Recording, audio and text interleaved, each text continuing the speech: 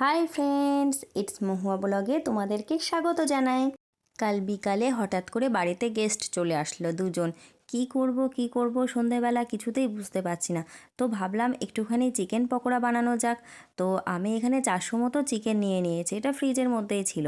এবার তাতে পরিমাণ মতো লবণ আর হলুদ দিয়ে দিয়েছি, আর তার সাথে দিয়েছি ধনে গুঁড়ো, জিরে গুঁড়ো, আর দিয়েছি গোলমরিচের গুঁড়ো। আর তো অবশ্যই থাকছে রঙের জন্য কাশ্মীরি লঙ্কার গুঁড়ো। বাড়িতে চাট মশলা ছিল বলে চাট মশলাও অল্প একটুখানি দিয়েছি, এটা না দিলেও চলে, কোনো ব্যাপারই না। আর দিয়েছি গরম মশলার গুঁড়ো। ভিনিগার ছিল বলে 1 চামচ দিয়ে দিয়েছি, না থাকলে লেবুর রস দিলেও চলতো। আর অবশ্যই অল্প একটুখানি সয়া সস দিয়েছি। আর আদা রসুন তো থেতো করে দিয়েই দিয়েছি, কে বলো তো আবার বাটাবাটির ঝামেলা করে, সেজন্য থেতো করেই দিয়ে দিয়েছি। আর দিয়েছি কাঁচা লঙ্কার পেস্ট, এখানে এই 1.5 চামচ মতো রয়েছে। আর 2টো মাঝারি সাইজের পেঁয়াজ কুচিয়ে দিয়ে দিয়েছি। এবার সবগুলো উপকরণকে বেশ ভালো করে চিকেনের সঙ্গে মাখিয়ে নিতে হবে। লক্ষ্য রাখতে হবে প্রত্যেকটা চিকেনের পিসে যেন ভালো করে মশলাটা লেগে যায়। আমি কিন্তু এখানে কোনো জল ব্যবহার করিনি, একটা ডিম আমি ভেঙে দিয়ে দিয়েছি। এবার এই ডিমটাকেও ভালো করে চিকেনের সাথে মিশিয়ে নিতে হবে। হাতে যেহেতু 1/2 ঘন্টা টাইম ছিল, ওরা আমাদেরকে 1/2 ঘন্টা আগেই কল করেছিল, সেহেতু এটা আমি 1/2 ঘন্টার জন্য রেখে দিলাম ম্যারিনেট করে। তো চলো 1/2 ঘন্টা পরই আমি ফ্রিজ থেকে চিকেনটা বের করলাম। তখনই চিনি দিয়ে দিলে ভালো হতো, কিন্তু দিতে মনে ছিল না বলে এখনই চিনি দিয়ে দিলাম। আর এখানে দিয়েছি 1.5 চামচ মতো বেসন, আর 1.5 চামচ মতো আমি চালের গুঁড়ো দিয়েছি। এবার এগুলোই ভালোভাবে মাখিয়ে নেব, পরে যদি দরকার হয় তখন আবার দিয়ে দেব। আর দেখো সাদা তেল দিতে ভুলে গেছি, তো এখানে 1 চামচ সাদা তেল দিয়ে দিয়েছি। সব কিছু তাড়াহুড়োতে ভুলেই যাচ্ছি। যাই হোক, মাখানোর পরে মনে হলো আমার অল্প একটু বেসন আর চালের গুঁড়ো লাগবে, তো আমি 1 চামচ করে দিয়ে দিলাম। এবার সবগুলো উপকরণ আবারও বেশ ভালোভাবে মাখিয়ে নিতে হবে। ভালো করে ম্যারিনেট করে আমি আবারও 10 মিনিটের জন্য রেখে দেব। সেই সময়ের মধ্যে আমি স্যালাডগুলো বানিয়ে নেব।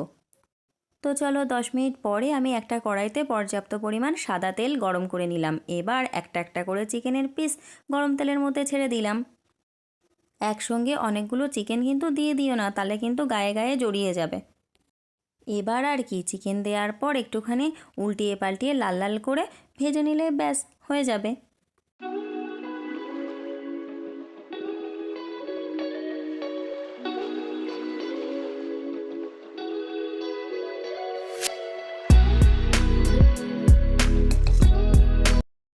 পকোড়াগুলো আমি উল্টিয়ে পাল্টিয়ে সব সাইডে ভেজে নিয়েছি। এবার দেখো হয়ে গেছে। তো আমি এবার তেল থেকে ছেঁকে তুলে নেব। চলো, প্রথম ব্যাচের পকোড়াগুলো তো আমার ভাজা হয়ে গেছে, আবারও সেম প্রসেসে আমি দ্বিতীয় ব্যাচের পকোড়াগুলো ভেজে নেব।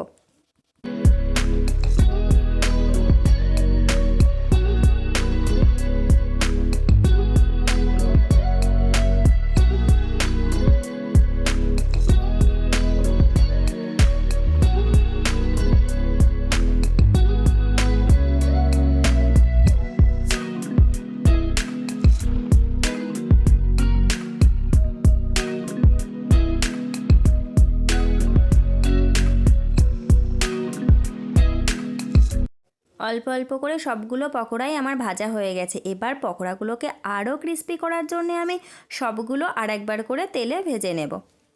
পকোড়াগুলো খেতে কিন্তু দারুণ হয়েছিল, তোমরাও বাড়িতে ট্রাই করে দেখতে পারো। আর কেমন হলো অবশ্যই আমাকে জানিও কিন্তু। জানি তোমরা অনেকেই চিকেন পকোড়া বানাতে পারো, তবু আমি কেমনভাবে বানাই সেটা শেয়ার করলাম।